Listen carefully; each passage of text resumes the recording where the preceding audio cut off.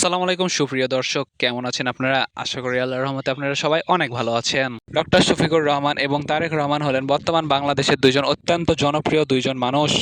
Doctor Shafiqur Rahman হলেন বর্তমান বাংলাদেশ জামায়াত ইসলামীর আমির এবং তারেক রহমান হলেন বর্তমান বাংলাদেশের প্রধানমন্ত্রী জাতীয়তাবাদী বিএনপি দল থেকে।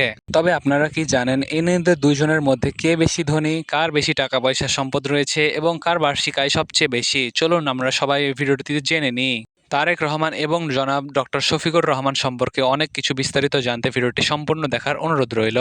তারেক রহমান হলেন বাংলাদেশের বর্তমান প্রধানমন্ত্রী ও সংসদ নেতা। তিনি ২০ নভেম্বর ১৯৬৮ সালে জন্মগ্রহণ করেন। তিনি বাংলাদেশের জাতীয়তাবাদী বিএনপি দলের চেয়ারম্যান। সাধারণত তিনি তারেক জিয়া নামে বেশি পরিচিত। তিনি সাবেক রাষ্ট্রপতি জিয়াউর রহমান এবং সাবেক প্রধানমন্ত্রী বেগম খালেদা জিয়ার পুত্র। অপরদিকে ডক্টর শফিকুর রহমান তিনি একজন বাংলাদেশি চিকিৎসক, রাজনীতিবিদ ও বাংলাদেশ জামায়াতে ইসলামের বর্তমান আমির। ২০১৬ সালের অক্টোবর থেকে তিনি বাংলাদেশ জামায়াতে ইসলামের আমির হিসাবে ২০২২ সালের অক্টোবর পর্যন্ত টানা ২ মেয়াদে দায়িত্ব পালন করেন। তিনি ২০২৫ সাল থেকে ২০২৮ সাল কার্যকালের জন্য পুনরায় তৃতীয় মেয়াদে বাংলাদেশ জামায়াতে ইসলামীর আমির নির্বাচিত হন। তিনি ২০২৬ সালের জাতীয় সংসদ নির্বাচনে বাংলাদেশ জামায়াতে ইসলামী মনোনয়নে ঢাকা ১৫ আসনের সংসদ সদস্য নির্বাচিত হন। তিনি জাতীয় সংসদের বিরোধী দলীয় নেতার দায়িত্ব পালন করছেন।